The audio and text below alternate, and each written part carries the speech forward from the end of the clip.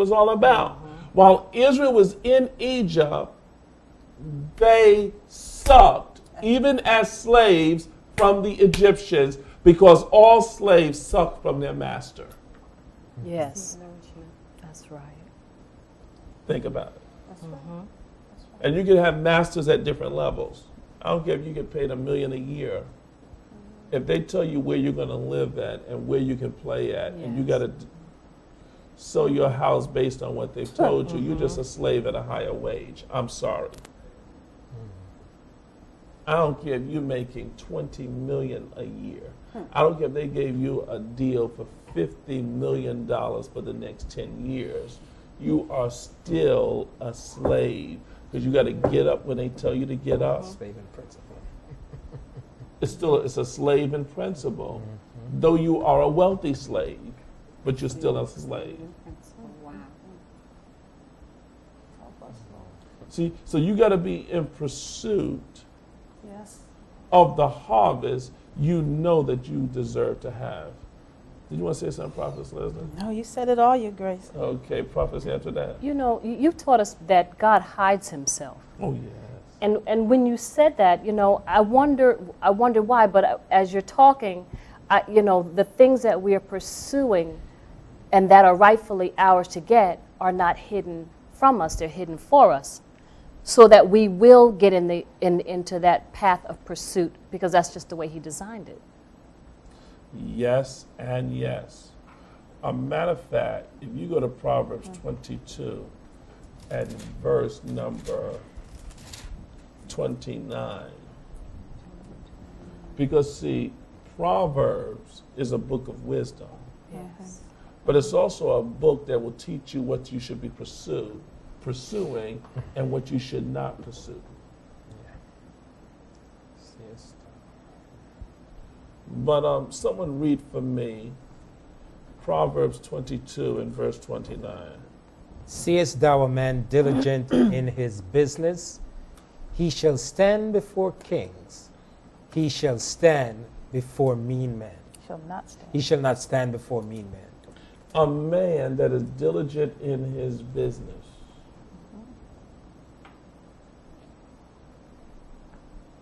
Seest thou a man diligent in his business? A leader. Great leaders are always in pursuit of diligent workers.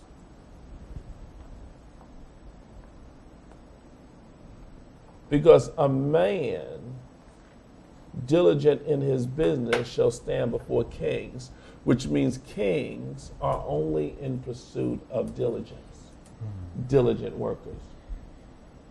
I want a promotion. I want to be known. You will only be known when you are diligent. Amen. I want to be successful. I want to come into greatness. Stay in the center of your expertise and don't dare dance with your weakness. Don't dance Wow. with your weakness. That's a good book. My next book. That's your next book? Go ahead, take it. That's yours. Don't dance with your weakness. See, when you dance, make sure you're dancing with your strength. The worst thing you can do is take on something that you're not confident in. That's right. And then, look, Your Grace, you know, the confidence is the key, even more than the knowledge. You can take on things that you've never done before if you're Yes. confident and know that you can figure it out. Exactly. Even if you're confident, the knowledge will come and seek you out. The answers will come and come, like you said, they'll come and get up under the shadow of your wing. You know, because they want to be, because you become the Most High. They want to come up and get up under you. Wow. But you know, you can't. I mean, we do that all the time. You know, in law, I mean, we take on things. I'm doing a major deal right now. You know, with on a Madison Avenue building. I've never even done that before. I've never done this particular thing, but I knew I could do it. So I began searching out different things that were similar and taking pieces from here, this, that, and the other. And then it turns out, because I knew I could do it, I said I can do it. When the deal came, what they did was they sent the papers that had been done by another law firm, and it said, for reasons I won't go into, they had to fire this other firm. They said, we just want you to rewrite their stuff. So see, see, God already knew that He was going to bring it to me wrapped in a bow.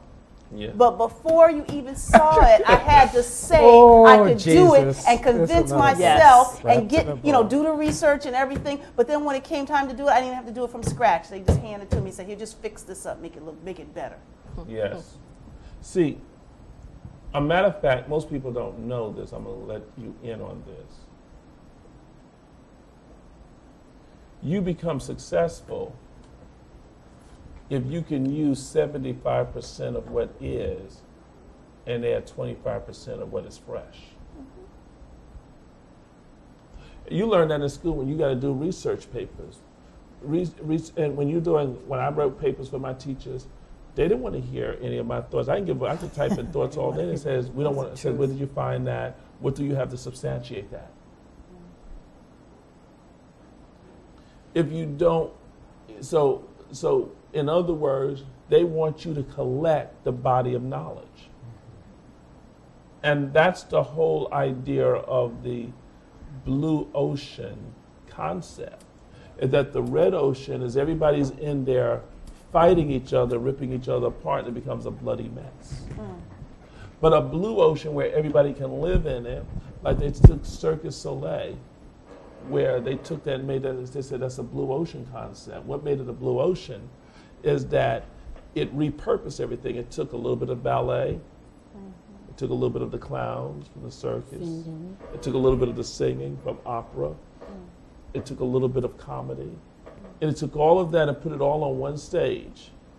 So where before you had to go and say, okay, I have to go see an opera this week. Well, kids want to go see a circus. Okay, we'll go to circus on the weekend.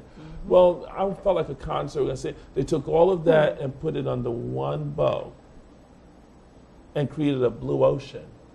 And now it outperformed all of its competition Yes. Mm. because there was nothing else like it. And what you've got to do is that in this kind of economy, you got to create a blue ocean. Yes, yes, and yes. Amen. You got to create something that is a little bit of this, Yes. and we'll borrow some of that, and we'll borrow some of that, we'll borrow some of this, we'll borrow some of that, and guess what? We got a whole new picture. Amen. And we'll see this in many things that are standing today that has no competition. Like they say, the Mac has no competition. Amen. It stands alone in terms of it. It don't even consider PC as far as they're concerned. That's a whole different animal. That's not even our competition. Amen. Why? We don't have viruses. And then these are all the other things that we have that we created out of a PC. We took the best out of different people's world and made that a world in itself. And guess what? Everybody can live in this world because there's no competition. Here is the key to success. Kill your competition by creating a blue ocean that all the fish can live in. Beautiful. And you will always find people, and listen, the highest form of flattery is when you produce your first copycat. Amen. Amen. And you'll have those that will try to copy, but if they don't have the blueprint, they will go to the bank broke until they can find their own blue ocean. Wow. Wow. Amen. Wow. Here are the secrets to success. And this is how you create an excellence. Amen. See, everything you do, the spirit of excellence, you got to dance with it. Make sure you pursue the person that is always writing your paycheck. Pursue them for correction. That's how you get increase. Oh, goodness. Go ahead, Prophetess Leslie. It's true. Not only should you pursue them for correction, you should always, and I've heard you teach this years ago, like 2 decades ago, you've got to, and Mike Murdoch always said, you've got to let them know what you're doing. Yeah. You have got to do that.